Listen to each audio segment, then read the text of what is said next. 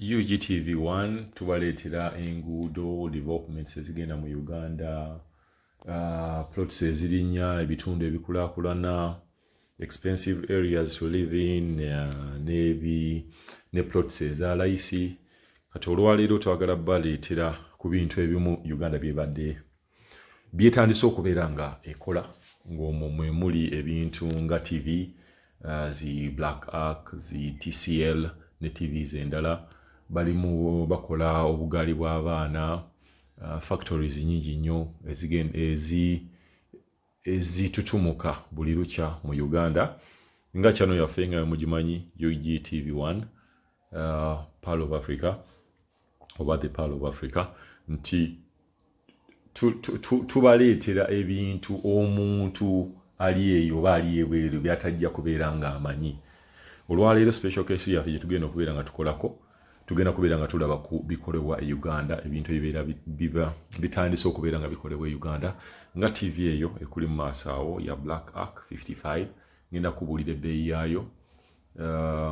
Bajja assemblingira Uganda, ebintu bikolebwa China, naye waliwo ne parts ezimu ze tutandise okubeera nga tukola mu different factories wano e Uganda. Nkulageko ne internet, nti kakati internet, omuntu ali ebweru yagala kuteera internet abaana waka, maama waka, oba amaka gwe yagala gateekamu internet, ngenda kulaga nti waliwo internet eri very very cheap. Osobola okuteeka owakaawo ng'eri unlimited, nti omuntu osobola okubeera nga ogiino wakaawo mugirabaawo emabega, ngenda kubeera nga bannyonnyola enkola yaayo. Newabeera nga tebakuseera kintu ng'ekyo, oyagala ku communicatinga n'abantu ku waka, eva bagamba tebalina data yaweddeko, eri unlimited, tevaako. Tujja baleetanga ebintu ebyenjawulo nga nabagamba nti tujja kuvanga mu plots, tugende ku nguudo, tugende mu bikolebwa e Uganda, buli kintu kyonna omuntu ali ebweru kyataaleka Uganda ojja kuba nga okimanyira ku channel eno. TV eno gye nina wano maaso gange bagiyita Black Ark, made in China, assembled in Uganda, designed in England. Kati ebintu ebyo byonna bye mulaba, TV ze mulaba, byonna bibeera byakubuzaabuza. Ebintu bino byonna ebisinga ne munaalwa byonna ebiri mu China store, ebiri mu Uhome, byonna bintu byaffe bya wano. Uganda erina ebintu bingi nnyo byekola. TV eno gye mulaba bagiyita Black Ark nga eri 55 inches. Bw'olaba wano bagamba is designed in England. Then ne bajja ne bakugamba nti tugenda kugenda wano, ne bagamba nti it's made in China and assembled in Uganda. Kati bagamba nti the parts are made in China, then ne baziassemblinga, bazireetanga parts ne baziassemblinga mu Uganda. Naye nga jjukira ate ne mu Uganda tuyina factories ezimu ezikola bu parts obumu obugenda ku TV zino. Ekintu kyonna ekiri electronic mu Uganda kakati tukikola, buli kintu kyonna kyolaba nga mwe muli amapaasi, obugaali bw'abaana, TV, fridges, motoka nazo twazitandika okubeera nga tuzikola. TV eno nga bw'ogirabaawo 55 egula $9,900 okuva mu Uhome.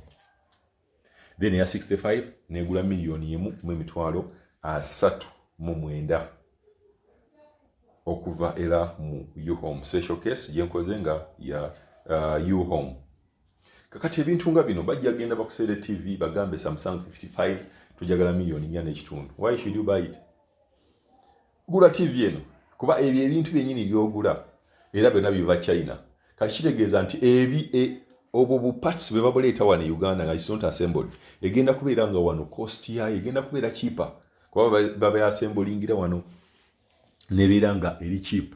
Kati gwe n'ogamba nti anze nguze already eri assembled from China ne bagireeta wano ne bagiguza $3,000,000. Naye akati oli bweru oyagala kuteerawo abantu owakaawo TV, togenda mu ebyo nti bagambye TV ya $1,000,000 buy this TV $9,955. Wakitegeera enamba zaffe muzimanyi, musobola otucontactinga gwoba oyina ekintu kyonna kyoyagala, you can contact us, tusobola okubeera nga tukuyamba mu bintu ng'ebyo. Then oyina wakaawo bakusaba internet, bagamba nti data gwako, kati Uganda baleese internet ey'owaka nga bw'onoolaba ebweru wetubeera ne internet, nti internet obeera ne internet y'owaka kuteekamu buteesi wali ng'otandika okulaba unlimited, oba ogikozesezza otya oba ogikozesedde otya yo teggwako, nga internet etandikibwako nga kano kolaba wano kamitwalo 7,200 ogiteekawo, balaba ku TV, abauploadinga, abadownloadinga ebintu from internet basobola okakozesa. Kali mu MTN ne kabeera ne kampani eya Savannah. Kati kampani ya Savannah, case in point, kano ka 7,200 z'osasula zokka buli mwezi, ng'oteerako abantu b'owaka bonna nga basharinga. Batera okugamba nti maximum yaako y'abantu 6-7, ne depends. Boyinza okwesanga oli wakozesa ate n'ontakozesa, naye nga waliwo ak'omu 7-2 ne bagenda nga balinnya, ne kano ka 7-2 ng'ab'owaka bonna beeyagala, balaba YouTube, bachatinga, TikTok, zonna kaako ka internet kabeera waka. Problem yako ate sijja nagiyita problem kuba kano okagulidde ddala nti babantu bawaka bagenda kakozesa, nti kali nti totambula nako, okaleka bulesi waka nga bw'okalabaawo, okaleka bulesi waka totambula nako, 7,200. Then TV ngibagambye ngenda kugibikkula mugirabe ne munda, 55 Ugandan bubu by Uganda build Uganda, mugiraba 65 eri 1.4 oba $1,39,000, roughly that is 1.4 ngofuna 65. And then 75 eri mu around eba eri mu 2.3 or 2.5 bwemba serabidde, mugirabaawo. Kati ngenda kubeera nga njibikula, then tulabe ekyomunda, tujja kulaba ne picture quality yaayo nnungi nnyo nga bw'olaba ebintu bingi bye bateekako, designed in England. Wano najja n'akugamba nti ate made in China, assembled in Uganda. Bino ebintu byonna jjukira nti tulina Uganda. Sobola ogenda ku Facebook, Netflix, YouTube, eyina Bluetooth, eyina buli kintu kyonna kyoweetaaga ku TV ey'omulembe. Ate nga erina energy saving, masannyalaze tegagenda uza mukalabaawo. HDMI, Wi-Fi, kifaananyi 16.9, USB egiyina, multi-screen, ultrasound, ate ya Android. Remote yiyawo, and it's a smart TV gye bayita Black Ark. Kati ngenda kugibikkula munda, then tulabe efaanana etya. Kanzijeyo ekiboksi mukiraba, sinaba nagisumululako, tugenda gisumulula tulabe efaanana etya. Nga tugisale tulabe wano, so oteeka ono abeere nga avaako.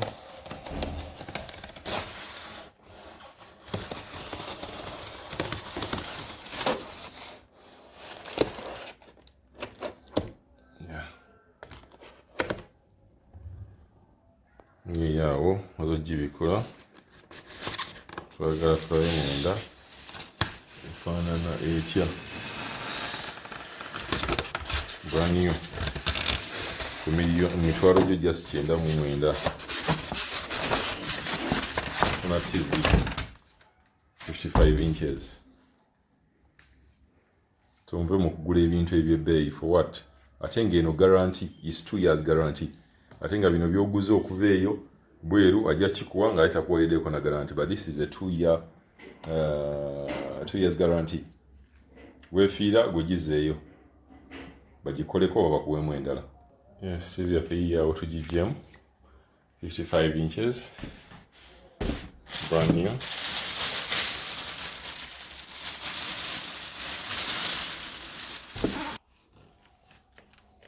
Tulageko n'emabega bwefaanana bweti bweri.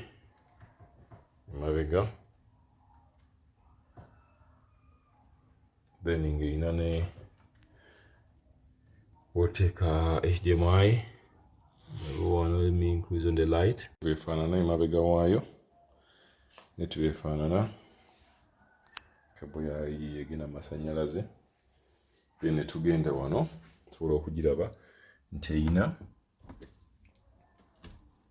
wagenda earphone, wabeerawo HDMI 3, HDMI 2, HDMI 1, then wano wagendawo USB, then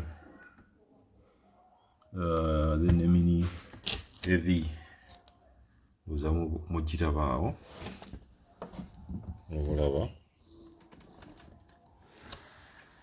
Then wali wagenda TV antenna mubugiraba bupooti obwona mubulaba bugendamu ebintu. So that is it. Iyo TV. Then abantu abaagala okubeera nga bakola like nga bazanyira PlayStation, oyagala kukola nga akaduuka aka PlayStation, tolina ku importing akati ezo TV ziri expensive. Kuba nalabye 32 ya mitwalo nga 32. Teekawo awo n'okola kasentako ng'abantu bajja awo ne babeera nga bazanyirawo emizannyo gyonna. Mpozi n'okubagamba that internet mugira wange bagambye emitwalo 7,200. Tuwa remote zino za TV, remote ezo weziri. So buli kintu kyonna kiri full package. Ng'ofuna ekintu ekirungi ng'ate kyawo nga kiri cheap. Remote yawo brand new. Bino ebintu kati babesembolinga Uganda n'ofuna ekintu nga kiri ku cheap price. So ebyo. So tugenda kubeera nga tulaba ne quality y'ekifaananyi kyayo. Kyagirira tulabe quality y'ekifaananyi ekya TV eri Asembling Uganda nga ne parts ezimu zikolebwa wano ya Black Ark, redesigned in England, then parts ezimu made in China. Then Uganda ne babeera nga tukimaliriza byonna ne bupatsi obumu obulala bwe tukola wano. So Bubu by Uganda, Build Uganda, buli kintu kyonna ekya Uganda, kuba buli kintu kakati kyonna ekikolebwa ne bwebeera motoka nazo tuziyina. Tuli kumpi kutandika kukola nnyonyi. That is 2026. Ennyonyi zigenda kubeera nga nazo zitandika okukolebwa. Internet njibalazaawo zennyini ez'ebweru ze tuyina ebweru, ey'owaka ng'obeera owaka ng'ogikozesa nga bw'oyagala, nazo zamaze dda okutuuka mu Uganda. So gulira abantu b'owaka internet ng'eno, beere nga tokyalimu ebyo bya data, ate data yaweddeko nga buli kimu bakiraba, current news, buli kimu kyonna ku mitwalo just 7,200 omwezi. So yeyo company company in point bagiyita Savannah, nga waliwo ne wakaneti ya MTN n'ebirala. Bintu ebirala Uganda byekola kakati nga bembagambye, mulimu obuganda bwa toys zonna ez'abaana abato zonna zikolebwa kati wano Uganda. Kyova olaba kati osobola okufuna akagaali akakyajingibwa amasannyalaze ku just 25,000, 20,000 n'okafuna omwana wo neyeeyagala. Kati bintu bingi nnyo era obulamu bwe Uganda bugenda kubeera nga bukyukamu, kuba lulinga akagaali k'omwana akali chargeable nga bayinza ogenda okukagula wali mu bikadde bakaguza $1,000,000 1.5.